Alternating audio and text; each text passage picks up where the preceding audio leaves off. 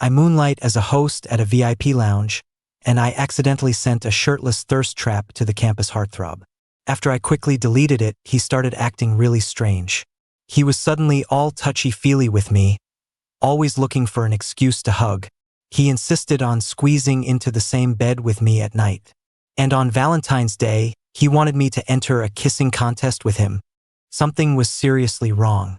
With graduation right around the corner, I decided to pack my bags and make a run for it. But he dragged me back, threw me onto the bed, and growled through gritted teeth. "You think you can turn me gay and just walk away? Not a chance." I was lugging 7 or 8 packages up the stairs when I ran into my 3 roommates heading down. Mike greeted me with a huge grin. "Alex, my man. Mixer tonight with the girls from the music department. You in?" I shook my head. "You guys have fun. I've got work tonight." Mike seemed to expect this. "All right then," he said with a laugh. "I'll just hold up your picture so you can be there in spirit. With your looks, Alex, 1 photo is enough to snag a third of the girls there. The rest will obviously be all over our campus heartthrob. Blake." With that, Mike nudged Blake, who was scrolling on his phone next to him. Blake glanced at me, looking like a delivery guy on a job, but didn't say anything. It was our other roommate, Tony, who let out a TSK. "Mike, don't call me son anymore. I'm disowning you. I don't have a son who's that obsessed with Blake." Mike shot back, well, look who's talking. "Haven't seen you in a few days and suddenly you've got a smart mouth on you. Come let your daddy have a look." The guys continued busting each other's chops as they left the dorm. Besides Mike, the other 2 didn't even acknowledge me. But I was used to it. Out of everyone in our suite, Mike was probably the only one I was close to. He was outgoing and had great social skills, and he always looked out for me in the dorm. Tony was a party animal and was rarely in the dorm. We didn't interact much, but he was friendly enough. Then there was Blake. He was a man of few words, and I wasn't much of a talker myself. The 3 of them weren't even in my major, and Blake never asked me for favors like grabbing him food or anything else, so we basically never spoke. It was fine. We were graduating next semester anyway. After that, I doubted I'd ever cross paths with rich kids like them again. After dropping off all the packages I'd picked up for people in the building, I changed clothes and rushed over to my night job. Time to force myself to switch from introvert to extrovert mode. My client tonight, Ms. Hayes, was my biggest patron, one of the few wealthy older women who was happy with a purely platonic arrangement and kept coming back. It was the usual routine. I drank with her until late into the night, and then her bodyguard came to pick her up. Before leaving, she gave me a suggestive look and waved her phone, which I knew was her signal to remind me about my daily homework, sending her one of my special bonus pics. I felt a wave of irritation for no reason. Even after 3 months in this line of work, I still couldn't shake the feeling of shame. But I desperately needed the money. After my parents died, it was just me, my sister, and my grandma. My sister's tuition was expensive, and my grandma's health was failing. I was the family's only source of income. I downed half a bottle of scotch, took a deep breath, and tried to console myself. Whatever. It's a legal way to make money. No shame in it. My cheeks were a little flushed. I went to the bathroom, lifted my shirt with my teeth, hooked a thumb in the waistband of my pants in a teasing way, and snapped a few mirror selfies. Then I opened my texts and found Brenda Baby. Yeah, she'd changed her own contact name on my phone. I hit send. A minute passed with no reply, which was weird. Usually, when I sent a picture like that, I'd get a flirty response from her in less than 30 seconds. Did she change her style today? Puzzled, I picked up my phone, then shot up from the sofa in a panic. Holy crap, I'd sent the pictures to Blake. Damn it, drinking on the job was a bad idea. Their names both started with B, and I'd tapped the wrong one in my haste. The alcohol haze vanished instantly. I checked the time and scrambled to delete the messages within the 2-minute window. I didn't breathe a sigh of relief until all 3 pictures were successfully gone. That was close. At this hour, he and Mike were probably at the mixer with the girls from the music department. He wouldn't have been looking at his phone. Man, I'm a genius. Blake, who had skipped the mixer and was in his home study reviewing company reports, noticed his phone light up. He wasn't going to bother with it, But then he caught the name Alex and paused, picking it up. For the past 3 years, this roommate had practically never initiated contact with him. Blake's impression of him was limited. He was decent-looking, always busy with various part-time jobs, and seemed to dislike interacting with him, rarely speaking. Thinking about it, he was actually a little curious. What kind of emergency would make someone like that suddenly message him in the middle of the night, 3 times in a row? He took a sip of water and casually opened the message. His eyes froze. Blake's face turned beet red, from his earlobes all the way to his scalp. The water he'd just sipped went down the wrong pipe and he choked. His heart felt like it was racing at 180 miles per hour. In his chat window was Alex, looking nothing like his usual aloof self. His face was flushed, his eyes were hazy, and he was holding the hem of his shirt in his mouth, revealing a wide expanse of toned abs and a slender waist. He looked seductive and utterly tempting. As if possessed, Blake, face burning and brows furrowed, saved every single one of the original photos. The moment he finished, he saw the 3 pictures get deleted, one by one. The move left Blake completely stunned. Though he'd been handsome his whole life, Blake was a total innocent. Incredibly, he'd never even had his first kiss, let alone a first love. So, Blake, a guy who could master the stock market and handle multinational projects, had no idea what it meant for a roommate to send him pictures like that. In the middle of the night, he called his cousin, a woman of the world who had dated more men than he could count. You're saying you received, no, your friend received, some risque photos from another guy, who then deleted them right before the 2-minute mark. Blake tried to sound calm. Yeah, my friend is roommates with this guy, but they barely talk. Is he hot? If he is, your friend should just go for it. I mean, a hot guy making the first move on you, on your friend, that's pretty exciting. Making a move on me? Blake shot up from his chair, his face glowing like a stoplight again. Exactly, his cousin said knowingly. He's obviously got a secret crush on your friend.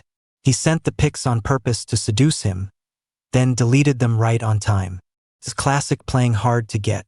A secret crush, playing hard to get. His cousin's words were like a revelation, and suddenly everything clicked into place. He thought back over the last 3 years in the dorm, the times Alex's eyes would meet his, only for Alex to shyly look away the occasional times he'd ask if Blake needed him to grab food or coffee. So he had a crush on him, and for years at that. But why did he suddenly decide to make a move tonight? Blake suddenly remembered seeing him in the hallway that afternoon. It must be because Alex was worried he'd get with someone at the mixer, so he couldn't hold back any longer. Having figured it all out, Blake found himself, for the first time in a long while, unable to sleep. He was a little troubled. This was the first time a guy had ever pursued him. He wondered how he was supposed to gently turn down his roommate's intense affection when he saw him at school on Monday. I figured Blake probably hadn't seen the pictures, but just in case, I decided to test the waters. On Monday night, after a full day of classes, everyone was in the dorm for once. As I organized my books at my desk, I asked casually, "Hey Mike, how was the mixer last Friday?" Mike was in the middle of a game and didn't even turn around. Ugh, don't even ask. All those girls only came because they thought Blake would be there. When he didn't show, they all bounced within 2 minutes. Tony and I ended up going to a bar. I froze, my heart leaping into my throat. I snuck a peek at Blake, who was sitting diagonally from me. He didn't seem to be listening to our conversation at all. I thought for a moment, then added nonchalantly, "Oh, that's too bad. Why didn't you go?" Blake? Suddenly, Blake spoke up. Had a family thing. I hadn't expected him to reply directly. My back stiffened, but then he continued, "By the way, my phone died that day. When I turned it back on, I saw you deleted a few messages. Was it anything important?" My eyes lit up, and my voice rose without me realizing. "You didn't see them?" Blake looked away, seemingly thinking about something, and nodded. I let out a huge sigh of relief and put on a polite, fake smile. It was nothing. Sent them by mistake. A massive weight lifted off my chest. I grabbed my towel and toiletries and happily headed into the bathroom to shower. On the other side of the room, Blake was secretly texting his cousin. "Hey, so my friend turned down the roommate, and now the roommate seems really heartbroken. But even after being rejected, he forced a smile and pretended everything was fine, then escaped to the bathroom when he couldn't hold it in anymore. Do you think my friend should go comfort him? A moment later, he got a reply. What? My ship sank before it even sailed? Classic you, little bro. Sigh. Well, even if things didn't work out, you can still be friends. You should probably comfort him. One day, Mike lamented that the guys in the suite across the hall were all going on a trip together, while we were a semester away from graduating and still so formal with each other. A sudden burst of passion took over him, and he declared he was going to foster roommate bonding and create some amazing college memories. Oh, so that's why. I had been wondering why Blake was being so weirdly friendly toward me the last couple of days. He'd even started asking if I wanted to get dinner together. Turns out he was just playing along with Mike's plan. On Friday night, Mike suggested the whole suite go out for karaoke. After endless pleading from him, I finally caved and took a night off from my job. But why the hell didn't anyone tell me that the karaoke place was the same VIP lounge where I worked as a host? The second we arrived, I was on high alert, terrified of running into one of the rich women who had hired me for companionship. Inside the private room, Mike was picking songs and Tony was on the phone. I wasn't paying attention and tripped, landing right in Blake's lap. The room was filled with colorful, flashing lights, so I couldn't quite make out his expression, but I knew this guy usually kept everyone at arm's length. He was probably pissed. Sorry, I wasn't watching where I was going. I scrambled to get up, but I was wedged between his legs and the coffee table.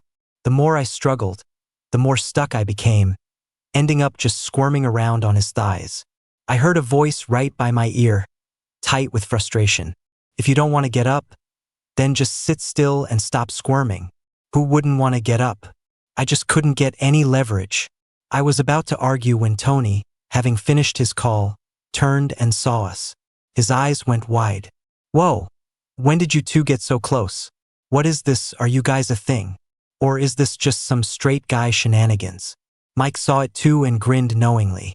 Nice. I see the guys across the hall sitting like this all the time. See? Now that's what I call bonding. Then he patted his own thigh and looked at Tony. Come on, son, sit on daddy's lap and sing. I had a feeling this was going in a weird direction. Tony slapped Mike on the back of the head, and the two started bickering about who was whose son again. I was about to ask Blake to lower his legs so I could get off, but I noticed the tips of his ears were bright red. I thought I heard him whisper, fine, I'll indulge your little fantasy for a bit. What the hell? What little fantasy of mine? Then, a large hand settled on my waist. Blake glanced at me, just this once. Sit still and don't move. I looked at his serious face and felt strangely intimidated. I instinctively sat perfectly still on his lap. Honestly, Blake had the strongest presence in the suite.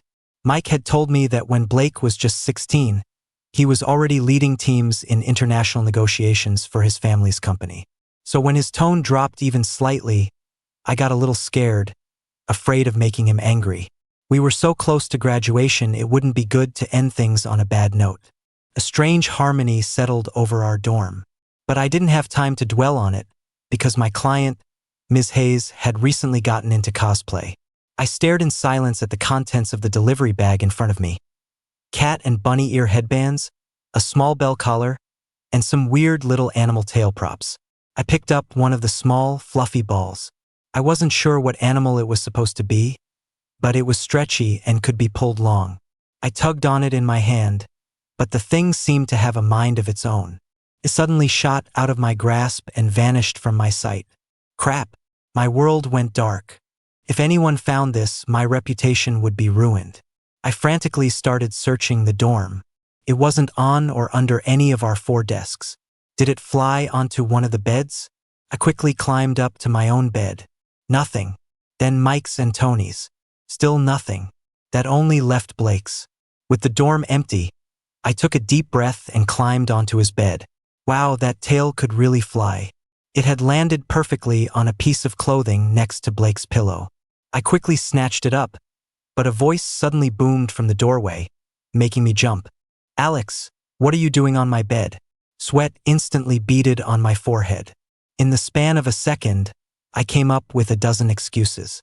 But my face remained calm. Oh, I was about to do a load of whites and saw you had a white t-shirt here. I figured I'd grab it and wash it with mine. Sorry I didn't ask first. If you're not cool with it, forget it. While talking, I stuffed the offending tail into my shirt and hunched over to climb down from the bed. Blake's gaze flickered between me and the white t-shirt a few times. Just as I was about to pretend to grab my laundry basket and head to the laundry room, he suddenly said, "It's yours. Take it." I froze. What? He seemed a bit annoyed. That white t-shirt. If you want it, take it. But this is the only time. Don't be so sneaky about it again. So he did want the t-shirt washed? Then just say so. What was that about me wanting it? I guess this was just how rich kids acted. But since I was the one who trespassed on his bed, I figured I'd just suck it up. I turned back and took his t-shirt. Later, after the shirt was washed and dried, I brought it back to him. Blake just looked at me like I was an idiot. I thought you wanted it? Why are you giving it back? I glanced at the t-shirt, which probably cost a couple $100. I mean, who wouldn't want to wear designer clothes? But I couldn't just shamelessly accept handouts. So I shook my head. It's yours. What would I do with it? He pressed his lips together. It's a gift. If you don't want it, throw it away. Throw it away. He was just going to toss a shirt he'd only worn once that cost hundreds of dollars? Sometimes my own poverty made me laugh. I looked up the shirt's price on a resale app and my jaw dropped. I promptly listed it on the platform and made a nice little profit. Blake had been really busy lately, so much so that he rarely had time for breakfast. Feeling a little guilty for profiting off his clothes, I started picking up breakfast for him from the cafeteria after my morning runs. It was also a way to go along with Mike's whole "let's all be better roommates" thing. At first, Blake refused. Aha, fine by me. I could just save it for lunch. After I'd been doing this on and off for a couple of weeks, he looked at me with a complicated expression and asked, "Do you really have to be this persistent?" I frowned. What, was bringing him breakfast an insult now? Just as I was about to tell him I'd stop, he reached out and took it. Fine, I'll eat it. From now on, just get me a pork bun. I don't like soy milk. Great, the young master was getting picky. But one less soy milk meant I was saving money, so I was happy to oblige. Slowly, it became a daily habit to grab him breakfast. Soon, it was winter break. I was staying on campus to work, so I didn't go home. During the day, I tutored a middle schooler in physics, and at night, I was back at the lounge. I was so busy I could barely see straight. The middle schooler was another rich kid, with a spoiled and arrogant attitude. I heard he had already run off several tutors before me, making me the one who'd lasted the longest. After our session one day, the housekeeper, Maria, suddenly stopped me to say that the young master's birthday was on the 14th of next month. I saw a shadow lurking around the corner, listening in. It was clear the little brat wanted a birthday gift from me but was too proud to ask, so he had someone else tell me. So I raised my voice and said, "I'll get him a present." The shadow in the corner retreated, satisfied. But honestly, I had no idea what to get a kid from a family like that. One day, Tony happened to be back at the dorm to grab something. I quickly cornered him. His family was legit wealthy, so he'd probably have some insight into the minds of rich kids. "So you need to get a birthday gift for a rich kid, but you don't know what to get?" I nodded. I can't afford anything expensive, but anything cheap would be embarrassing. Besides, he's already rich, so he probably doesn't care about money, right? Tony gave me a playful look. You know, gift giving is really all about the person.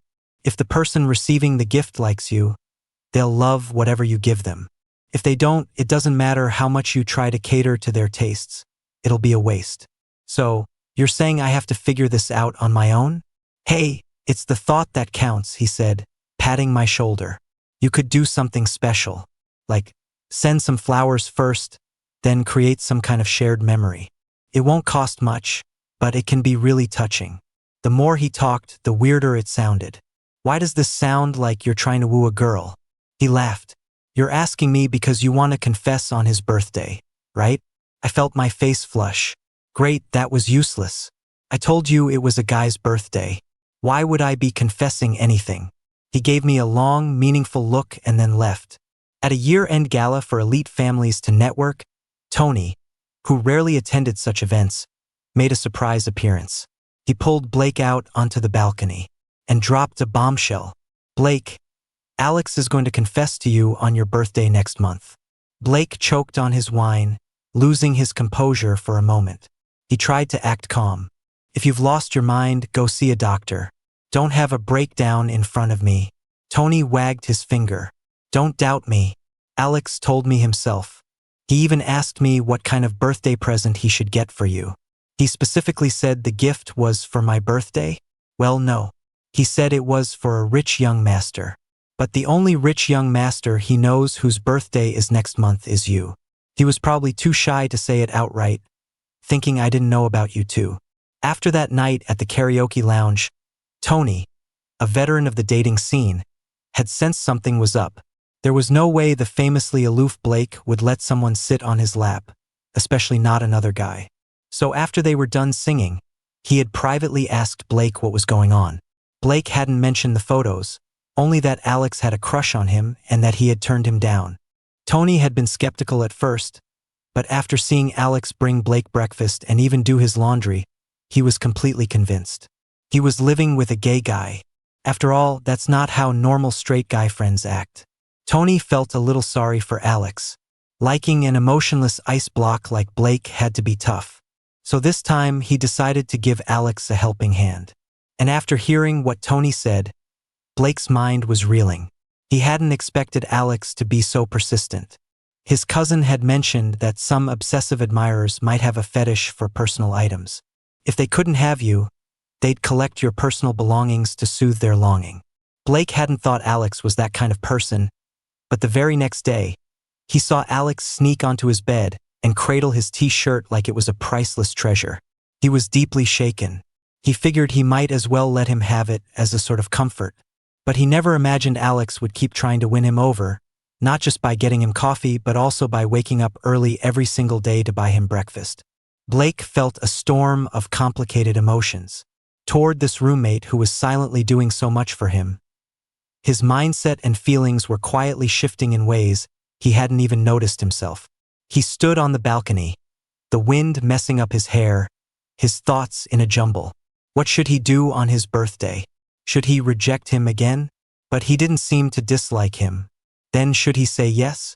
No, he couldn't agree that easily. Things that come too easily are never cherished. Sigh. Love was so complicated.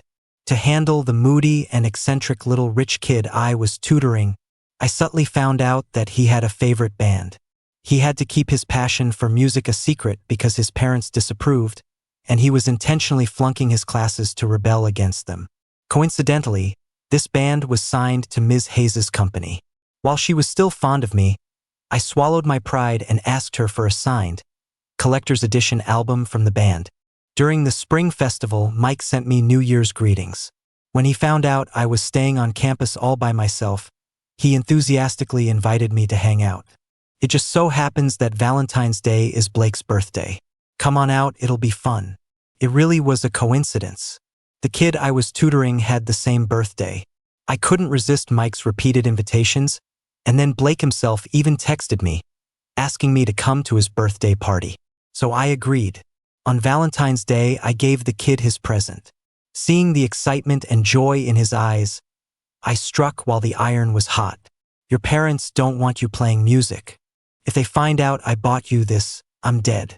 So please stop sandbagging your grades. Okay? Try to get first place and show them that music doesn't have to interfere with your studies. The corner of the kid's mouth was harder to keep down than an AK-47, but he managed to pout. Fine, fine. We'll see how I feel. After placating the little brat, I went to the mall and bought an electric razor for Blake. Because of the holiday, the store gave me 2 free red roses. So, there I was, walking into the hotel where Blake was having his birthday party, carrying a couple of roses, and feeling like my whole setup was just off, somehow. I don't know if it was just my imagination, but when I showed up at the party, Blake saw me and seemed to tense up completely. I had no idea why he'd be nervous at his own birthday party. I smiled and handed him the wrapped gift, but Blake's eyes were glued to the roses in my hand. I hesitated. For you?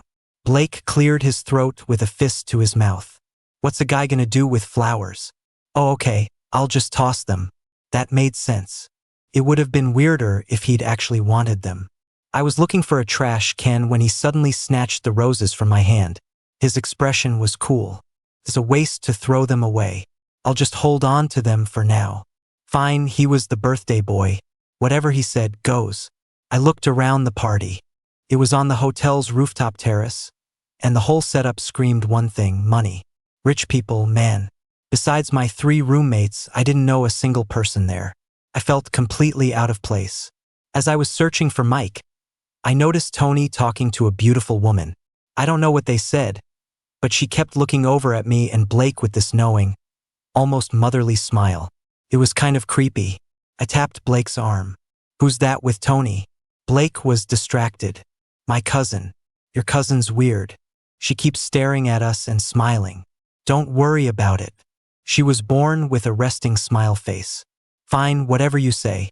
Blake, who usually acted like an unapproachable ice king, was fidgety today. He kept finding ways to ask me, besides happy birthday, isn't there anything else you want to say to me? I thought for a moment. Wishing you many happy returns? Hope you stay drop-dead gorgeous and surrounded by beautiful women? Wishing you... Okay, that's enough.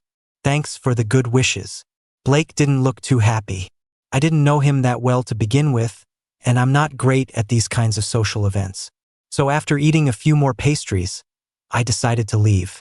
I got down to the hotel lobby, surprised to see Blake had followed me. What are you doing out here? I asked. Blake's expression was nonchalant. It's boring up there. Want to walk around the mall? I'll go with you. I didn't really want to walk around the mall. I was planning on going back to campus to pick up a few package delivery gigs. But it was his birthday. Fine, I'd indulge him this once. In the middle of the mall's plaza, there was a Valentine's Day event going on.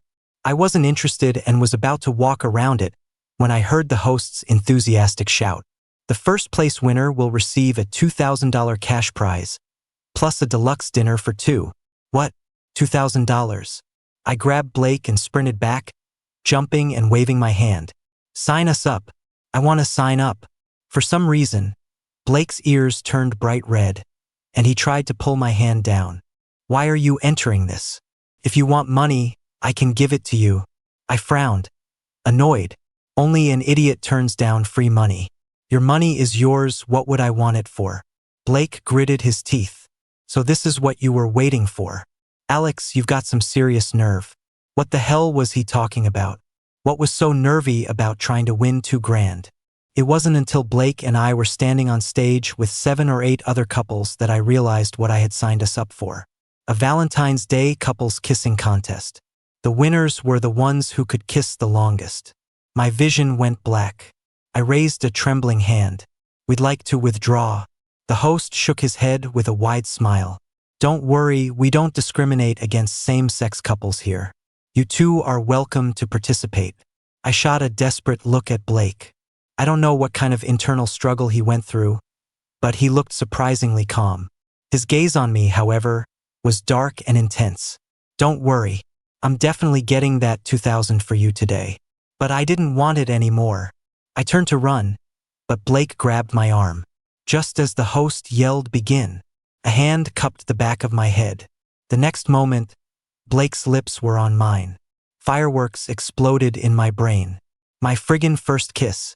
The first kiss I had managed to preserve with my honor intact, even while working as a host at the lounge. And I was giving it to a guy. My mind went completely blank, and I just let Blake do whatever he wanted. At first, his kissing was clumsy and awkward, as if it was his first time too. But then, it was like he'd suddenly leveled up. He became a natural, even starting to get creative. The longer we kissed, the weaker I felt. At one point, a soft moan escaped my lips without me realizing, and my face instantly turned crimson. A hint of a smile flashed in Blake's eyes. He pressed my head tighter against his, moving in more assertively. By the end, I was practically hanging off him. It felt like a century had passed before I finally heard the host's cheerful voice calling time. We had actually won first place. Apparently, the other couples had either gotten too embarrassed after a few pecks or had to back out due to physical complications. The last remaining couple had dropped out because the girl was a huge fan of boys' love stories and wanted a front row seat to watch us. Well, whatever. $2,000 in hand. I guess it was worth sacrificing my first kiss with a guy in public. After collecting our prize, Blake and I walked awkwardly down the sidewalk. The air was thick with tension. In the distance, we heard people cheering. Looking over, we saw that someone's public proposal had just been accepted. Blake suddenly spoke. Someone's proposing. Are you sure there's nothing you want to say to me today? I was completely lost. Are you jealous? Blake stiffened. No. Well, I am, I said, plopping down on a nearby bench and watching the celebrating crowd. I'm not usually a sentimental person, but for some reason, I was feeling emotional tonight. I looked over at the group. I'm jealous. I'm jealous that they don't have to worry about money. Jealous that they don't have to spend every day just trying to survive. I'm jealous that they can actually pursue and enjoy love in college. If I could, who wouldn't want a sweet, amazing girlfriend? After venting, I felt like maybe I shouldn't have said all that in front of him. It made me sound so negative. I turned my head and saw a very strange expression on Blake's face. He looked both confused and uncertain. A girlfriend? You want to find a girlfriend? Now it was my turn to be confused. Should I be looking for a boyfriend? I'm not gay. You're not gay? I hesitated. Should I be gay?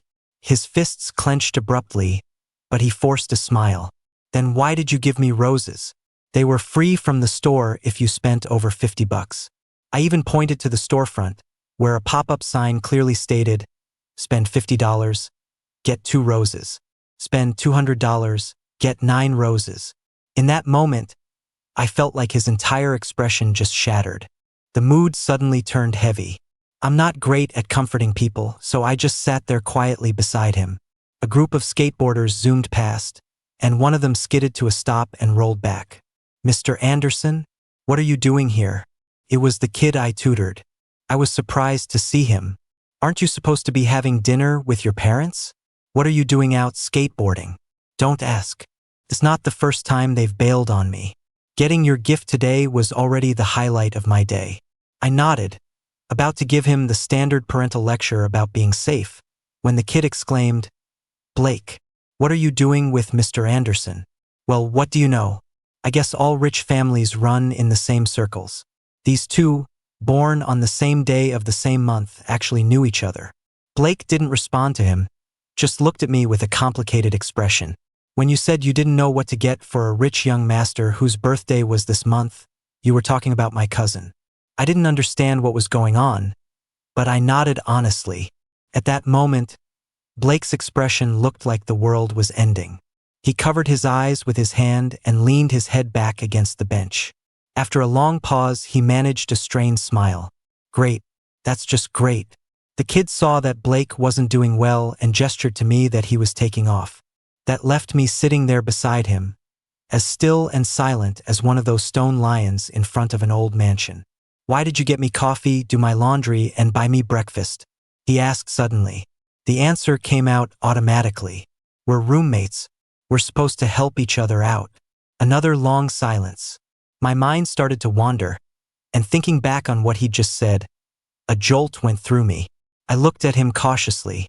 You don't think I'm gay and have a crush on you, do you? His body went rigid. No, I was just asking, just making conversation. I nodded. Right. A guy as good-looking as you doesn't need to be conceited. For some reason, the air felt even quieter. Blake. The hope I'd been clinging to all day was finally dead. He no longer cared if Alex was gay or not. All he knew was that the moment he realized he was gay, he was already heartbroken. After his birthday, Blake never contacted me again. Until the spring semester of senior year started. He was like a completely different person. He was still cold to everyone else, but with me he was exceptionally gentle and patient. Every morning, there would be breakfast on my desk from a 5-star hotel. When it was laundry day, he'd have his family's housekeeper take mine to be dry cleaned too. But here's the thing. My 2 for $30 undershirts from Amazon really didn't need to be dry cleaned. I just muttered this to myself once, and the next thing I knew, he was taking me to the mall and buying me a ton of clothes and shoes that I could never afford on my own. On top of that, he would Venmo me large sums of money every few days for all sorts of reasons. Monday motivation fund, Friday relaxation fund, weekend fun fund. My desk was constantly covered in snacks he'd brought me: strawberries, durian, cherries, tiny cakes that cost $100 a slice, and all kinds of imported treats I'd never even seen before. I was a little dazed. His approach was eerily similar to the rich older women at the lounge who wanted to become my sugar mamas. Holy crap, was Blake gay? And was he trying to love bomb me into being his sugar baby? In a flash, I understood. No wonder he asked me on his birthday if I was gay. He was testing the waters. So calculated. That night, Mike and Tony were out for an all-nighter, so it was probably just going to be the two of us in the dorm. Perfect. This was my chance to firmly and righteously turn him down. Blake finally came back around 10. I was about to find a way to broach the subject when I noticed he didn't look right. His cheeks were an unnatural shade of red. My focus shifted immediately. I reached out and felt his forehead. Whoa, you're burning up. He shook his head weakly. It's fine. Don't worry about me. I was speechless. At this rate, I was worried he was going to cook himself. I couldn't just leave him like that. I had to convince him to lie down, then went to get hot water and buy some fever and cold medicine. He frowned, clearly not happy about it, but he obediently took the medicine. I soaked a towel in cold water and placed it on his forehead. Just as I thought he was about to fall asleep, I tried to quietly slip off his bed. His hot hand shot out and grabbed my arm. His eyes were closed, his handsome face looking fragile and beautiful. He mumbled as if in a fever dream. Don't go. Bro, stay with me. I feel awful. I tried to pry his hand off, but couldn't. Bro, I feel so sick. Even sick, the guy was strong. I couldn't break free, so I gave up and just lay down next to him. He tossed and turned uncomfortably, nuzzling against me. Bro, I had to admit, hearing the resident Ice King calling me bro so meekly was kind of satisfying. I placed a hand on his back and patted it gently. Go to sleep. You'll feel better once you're asleep. Listen to your bro. The patting ended up lulling me to sleep instead. In my drowsy state, I felt an arm wrap around my waist, pulling me into a tight embrace. I struggled a bit but couldn't get away, so I just gave up. It was actually pretty comfortable. I opened my eyes to the sight of Blake's handsome face, magnified, and the overwhelming tenderness in his eyes. I snapped awake, awkwardly scrambling backward. Morning. Your fever's gone. His gaze was intense. Yeah. I got goosebumps all over, threw off the covers, and jumped out of bed. All the courage I had mustered last night to deliver my anti-sugar baby speech had evaporated. I grabbed my backpack and ran. I avoided him for a whole week, crashing at a coworker's place. Over the weekend, when I thought all three of them had gone home, I snuck back to the dorm to get a change of clothes. To my surprise, Blake was there. The ghost of my past embarrassment came back to haunt me with a vengeance. I offered a polite, awkward greeting. Hey, you didn't go home? I was waiting for you, he said, his voice low, with what sounded like a hint of grievance. I laughed nervously, making a terrible joke. Haha, you sound like a wife in a soap opera waiting for her cheating husband to come home. Am I? What? Your husband? He stood up and walked over to me.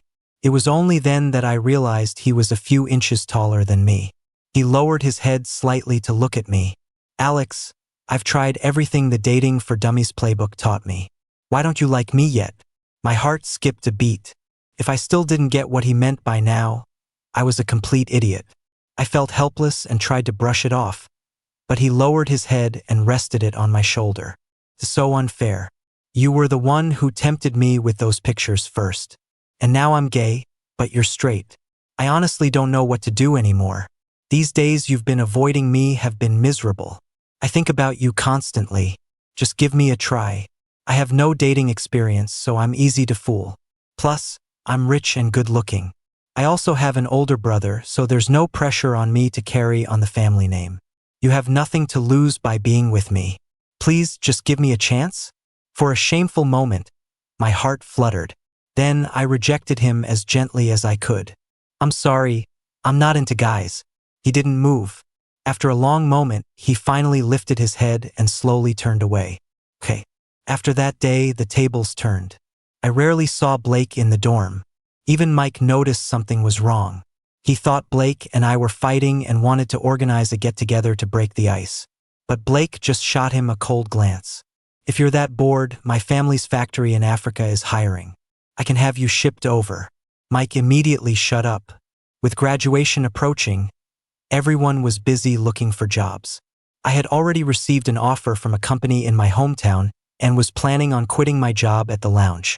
That night, I had just changed into my uniform when the lounge manager rushed over to get me. I didn't notice the look on his face as I pushed open the door to the private room he indicated. Inside, a man sat in the center, surrounded by 7 or 8 bodyguards. The scene made me feel like a sheep that had wandered into a wolf pack. I put on my standard fake smile. I'm sorry, I don't serve male clients. Thwack. The bodyguard closest to me kicked the back of my knee, and I fell to the ground. The man sitting down leisurely lit a cigarette, walked over to me, and lifted my chin with the toe of his leather shoe. You're not bad looking. Today, I'll do you the favor of giving you a little plastic surgery. As he spoke, he raised the cigarette, about to press it to my face. I shoved his foot away, scrambled up from the floor, and glared at him. Screw you. What kind of psycho are you acting crazy in here? Several bodyguards immediately moved in to restrain me, landing punches on my stomach and face. The man's eyes were cold. First, let's teach him how to talk properly. It was humiliating, being held down and beaten by a bunch of burly men. And I didn't even know why. The door was suddenly kicked open. I instinctively looked toward the entrance and saw someone I never expected. Blake. When he saw my bruised face and bleeding lip, his expression turned dark. The man frowned at him. Where'd this pretty boy come from? Get lost. Blake threw a lightning-fast punch at the man. Before anyone could react, the man's face was already covered in blood. The raw violence radiating from him shocked even me. I always thought of him as this refined, elegant guy. I had no idea he was this strong. The man was getting beaten badly. He glared and roared, "Are you all blind? Get him." The bodyguards finally snapped out of it. Just as they were about to charge, my client, Miss Hayes, rushed in. She stood in front of Blake, trying to placate him. "Mr. Caldwell, let's talk this out. He's my boyfriend. Please, do me a favor." Blake gave her a cool glance. "What makes you think you're owed any favors?" Damn, Blake was such a badass. The man who'd been beaten, probably realizing Blake was not someone to mess with, still wouldn't back down verbally, glaring at me. If it wasn't for this punk sending risque photos to seduce my girl, I wouldn't have come here to teach him a lesson. Blake's hand paused. For some reason, he stopped. He said quietly, "All of you, get out." Ms. Hayes quickly led the man away. I grimaced in pain as I got up from the floor, ready to get out too. He grabbed my wrist, his eyes full of hurt. "You like her?"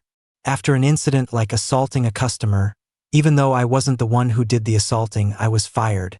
Since Blake had seen everything, I didn't bother hiding it from him anymore. I told him about needing money and working as a host, and I explained that sending the risque photos to Ms. Hayes was a customer request, not because I liked her. I just hadn't expected her new boyfriend to come looking for trouble. Blake's expression softened. After a moment, he seemed to remember something and muttered under his breath. So it really was a mistake. I didn't catch it and couldn't be bothered to ask. Anyway, that's the whole story. I'm just a good-looking drinking buddy at most. I don't sell myself. So, please keep this a secret. It's not exactly a glamorous job to have on my resume. He nodded obediently and started carefully dabbing the ointment he'd just bought on my face. But he couldn't stop the corners of his mouth from turning up. Was my beaten-up face really that funny? I said, "Drilly, what, were you born with a resting smile face too?" He grinned, showing his teeth. "No, you're just too cute, Alex. I can't help it when I look at you." Got it. He was saying I looked ridiculous. I guess this is how it is with guys. Even though we'd been giving each other the cold shoulder, now that we'd been in a fight together, the wall between us was gone. We sat on the curb, him looking at me looking at the stars. The atmosphere was a little peaceful and a little strange. He slowly leaned closer, so close I could feel his breath on my chin. My heart started to beat faster without my permission. Was he going to kiss me? I clenched my fists. I was sure I was straight, but he had just saved me. If he really tried to kiss me, could I be cruel enough to push him away?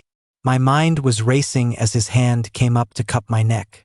He said, "Alex, your shirt's on backwards." I looked down. It wasn't. He burst out laughing. "Haha, just kidding. I'm just messing with you. Seriously, can someone tell me where the cool, serious campus heartthrob went?"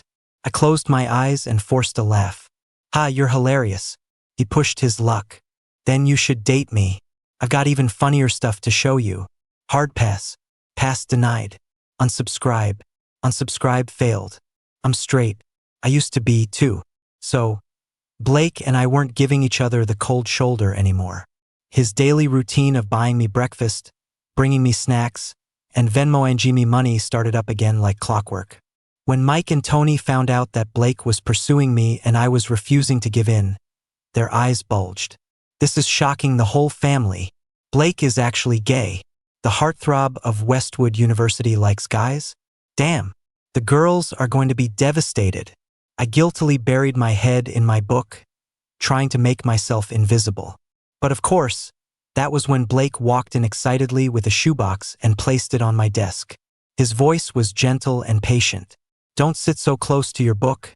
It's bad for your eyes. I saw yesterday that your shoes were starting to come apart, so I bought you a new pair. Try them on, see if they fit." Tony looked at Mike as if he'd seen a ghost. Damn. I never thought I'd live to see the day Blake was this gentle with a guy. Mike nodded in agreement. I'd sooner believe I was seeing my great-grandma's ghost than believe my own eyes. The man who had been so affectionate just a second ago shot a cool glance at the two gossips. If you two have nothing better to do, there are always jobs at the factory in Africa. They were gone in a flash. I looked at Blake's hopeful, puppy dog eyes, but I still hardened my heart and refused. "Blake, if you consider me a friend, then please stop buying me things. It makes me feel like a freeloader." Blake pouted. "But we're not friends. I'm pursuing my future husband. If my shoes are falling apart, I can just glue them. Anyway, thanks, man." He straightened up, looked at me deeply for a moment, and then left without another word. Blake started buying me fewer things and was more restrained when he spoke. It seemed my repeated rejections had finally hurt him. One day, Blake didn't say a word to me all day and left the dorm in a hurry that evening. Tony came back from basketball practice and saw me sitting at my desk. He raised an eyebrow. "Well, I guess you really don't like him. Blake's on a blind date tonight and you don't seem to care at all." "A blind date? So that's why he was in such a rush to leave." A strange, sour feeling started to well up inside me. Suppressing my emotions, I said flatly, "Oh, good for him." Tony paused mid-sip of his water and didn't say anything else. The dorm was silent, but I couldn't focus on my book anymore. I irritably picked up my phone and scrolled through my social feed, only to see that Blake had, for the first time in forever, posted something a few minutes ago. It was a picture of food at a restaurant with the caption, "Want to eat this with the person I like." Great. So a dinner with his blind date was enough to make him this happy. The guy who never posted anything was suddenly active. All at once, that sour feeling spread through me, making even my eyes sting. I shot up from my chair with a loud scrape that made Tony jump. I bought a couple of beers and sat by the campus's man-made lake, drinking them down. I couldn't help but mutter to myself, "What are you so upset about, Alex? This is your own fault. You didn't say yes, so it's perfectly normal for him to move on. Whatever. Not being loved is just a part of life. At least I was liked for a little while.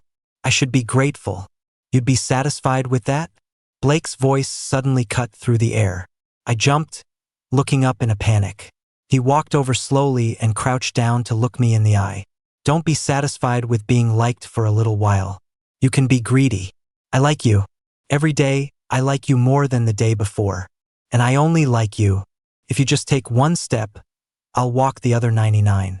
So, are you going to let this pass you by? I looked into his eyes. They were clear and sincere, and they made my heart flutter. Wait a second.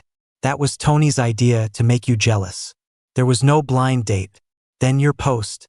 That was to tell you that I want to go eat there with you. But I'm a guy, and my family isn't well off. I have to take care of my grandma and my sister. With your family background, even if you came out, I wouldn't be the one you'd end up with. He took my hand, his gaze earnest. Ever since I confirmed my feelings for you, I've already told my family about my orientation. I respect and understand any concerns you have about this relationship, but I also believe that true love can conquer anything. I'll be with you to solve any problem we face. So, can I be your boyfriend? I looked at him and asked, did the Dating for Dummies playbook teach you to say all that, too? He froze. No. I cut off the rest of his sentence with my lips. It took him a few seconds to react, but then he immediately took control, pressing me back onto the grass and kissing me fiercely. A long time later, he rested his head in the crook of my neck and whispered, now you have my first kiss and my first love. You can't ever leave me. I blushed and mumbled, same goes for you. His eyes lit up. Alex, am I your first guy too? My face turned bright red as I pushed him. All right, get up. The grass is poking me. Alex, one more kiss. No, let's go back to the dorm first. Then when we get back, I want 2 kisses. No, 3. Far away in the dorm, Tony, the master strategist, and Mike, the accomplice, declared that at the wedding, they'd be sitting at the main table.